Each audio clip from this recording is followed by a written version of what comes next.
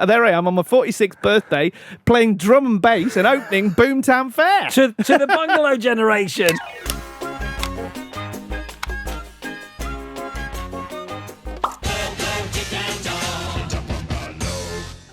I know you're doing your stage show, but will we ever see a return of Bogies or anything? But you know, people been keep talking saying, about it, haven't we? People Yeah. keep saying that it would go down really well on TikTok. So if we did a duet, is it duet on TikTok? Yeah, but hold on, Dom. so, we yeah. can't be found on TikTok. You know that, don't you? What happened? It all kicked off. Oh, is it because because your name? Because of our name. So if anyone searches Dick, so if after this you decide, let's go and see what Dick and Dom are up to on TikTok, you'll just get this is not available, sensitive material and all this. Purely because of your name. We've been in contact with as many people as we can at TikTok. There's nothing they can do about it, apparently. It's just their bots stalling it. Well, that's baffling. 'Cause Shame, innit? I've seen some pretty weird stuff on TikTok. Yeah. That's not Hold on, just a though. name. Even Twitter did that, didn't they, with our picture that you put up? Yeah. Sensitive material. It's sensitive because you've got the Dick and Dom picture, and it said Dick and Dom, and then they'd put this content can't be viewed. It's sensitive. What?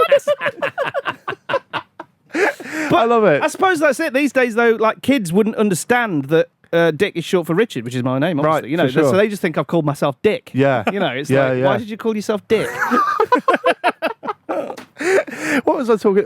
What was it? Oh yeah. Do you think we'll ever see it come back then? Or The Bungalow or Bogies? Yeah, Bogies. Bogies. Yeah. Bogies, like I was saying, maybe. is it funny? I think it would have to be done in a different way. So Yeah. someone gave us the idea that on TikTok, if we did it and then set it up as a duet, so that we walk into a place, we film ourselves doing it, but we leave pauses for other people to record themselves playing against us. That's good. And that is good. people would suddenly catch on and want to play us at Bogies. It's got to be done in the right way, hasn't it? Yeah. But we could do that. I mean, that's Don't know. an idea of doing it new, but I think sometimes things are best left in time. Yeah. And, Right. Well, that's why we're worried about this tour in a way. That's our one worry about it, you know, because like Dom said, some things are best left where they were, you know. So we're doing this 20th anniversary tour because we thought, why not 20 years, you know, let's go and celebrate.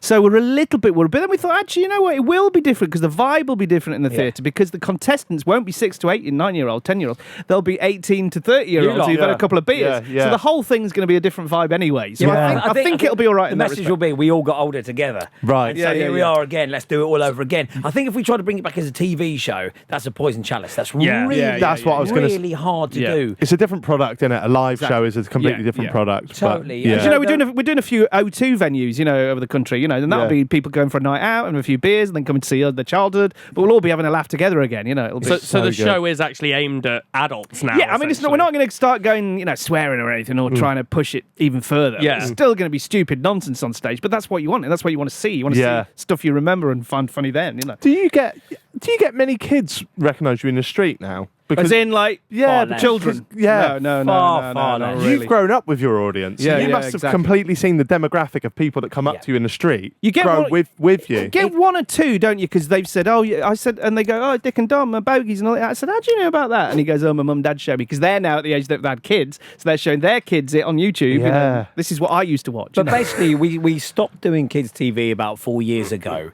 But there are certain things that we've done that are still on. So, for example, we were in a movie called Horrid Henry, the movie. We had quite a big part in that. And that's one of like Netflix most played films for kids in the UK. Right. So most kids, Horrid Henry's still big, so they watch that and they'll recognise us from that. But nothing off telly, really. That's all kind of finished. it's all- Kids yeah, don't yeah. really watch telly anymore. So everything's changed. You know, you guys, you were the last generation to sit there, like you say about attention span. You could sit and watch, not only with a programme you liked, you'd sit through a couple of programmes you didn't really care For about 3 hours or in more, order yeah. to get to the programme Yeah. that you liked. Right. It's just what we all had to do, right? Yeah. It was kids' TV time. Yeah. So that's all gone, and kids are now on demand. They're on YouTube. They're gaming. Gaming's hot currency, right? Massive currency. So when a kid gets home from school, they don't want to stick on the telly. They put on their headphones, game with their mates. Yeah. You know, I can understand the draw with that, to be honest. Yeah. So we noticed over these 4 years, kids just stop recognising us now, really. Yeah. And but now what we had to talk about it. What can we do?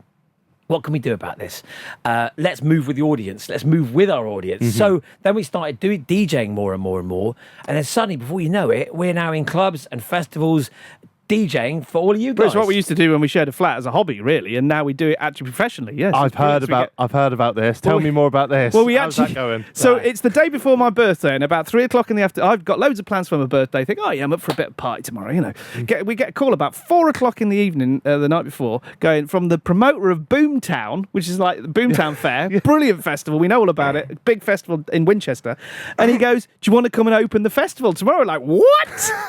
So me and him are on the phone going, well, you know, I've got a few plans for my birthday, but Boomtown, right? No, I said to him, mate, what better birthday would you have than DJing opening Boomtown So Festival? before you know it, it's like lunchtime on the Friday, on the 12th of August, and there I am on my 46th birthday, playing drum and bass and opening Boomtown Fair. to the Bungalow generation. So the first thing we did, of course, was walk out and go, bow, and they just went, there was 20, must have been, don't know how many people were there, you couldn't see the back of the field.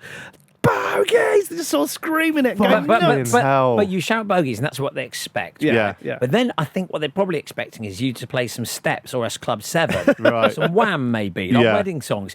And we drop some drum and bass, and the place just goes, why? And everyone moves. It's incredible. The vibe that you get off them is just wonderful. Yeah. So, so we're already starting to take our bookings for next year, all the festivals, because word's starting to get around now. Right. Like the Bungalow. We actually Yeah. played Glastonbury. We got a set at Glastonbury. We got two sets. What's it this year? We didn't get booked, so we went as punters, me, Dom, and a mate. I Yeah. said to him, get a USB, stick it in your pocket. USB, stick it in your pocket. So I had a USB on me the whole time, and he'd go round just blagging different bars and stuff, going, do you fancy a little Dck Dom DJ set later? And on a Friday night and the Saturday night, 2 bars agreed, but big bars, you know, big marquee bars. Yeah. And there we were, finally playing Glastonbury. I was there this year. I wish I'd have seen no that. way. They were Yeah. like secret sets, and no one would, Right. you know, they weren't promoted or Yeah. anything. So It was Oh. good fun, but we've already started getting, like I say, words getting around. So we're starting to get bookings from like Reading and Leeds. We're starting to talk to them a little bit. Amazing. Yeah, I think we're going to approach like Tea in the Park, all those big festivals that don't have kids and families Yeah. attached to them. Yeah. I think they're going to be just. It's as that much thing- fun. We still do the family shows. Yeah. Yeah, yeah. Family festivals. it's that thing you just don't expect it, you know, blows Yeah. your mind. You're already at a festival, you're a bit messy, you know, brain's a bit foggy, and you look up and you go, oh, fuck, it's Dck Dom. but like you say, it works both ways. Because if there are people that are going there for more of a laugh, like, Yeah, I yeah, remember yeah. Dck Dom, Yeah. they're not going to expect you to actually be able to drop the bangers. No, and that. exactly. Like it was the Chuckle Brothers. They were doing Yeah, like yeah, a yeah. live tour thing. That's right. But they didn't really have the they were great. Yeah. But they didn't have the musical knowledge that you boys did when you Yeah, had yeah, your yeah. flat together and whatnot. Yeah, I So- think we've been like mixing on vinyl for years and years and years, so we know all about all of that. Sometimes it takes your breath away because we were DJing at Big Festival, which was a family festival, but it's at night time, it goes a bit adulty. We were DJing there, and before you know it, who's on after us? But Seb Fontaine, like massive Right. DJ on after us. Like we used to go to watch him DJ Yeah. in clubs. And Cream, Suddenly, and Cream and stuff. We're yeah. back to back with Seb Fontaine. It's just absolutely mind blowing. It's mad. It's mad. Creamfields, that's another one we'd love. Oh, Creamfield. And the thing is, you guys get to do it together. Yeah, I know. And that must be yeah. a hell of a feeling. Traveling Well, the country, having yeah. a laugh. It's great because if one of us is too pissed, the other one picks up the mixes. Right. So yeah. If one's not doing a good job, the other one can help.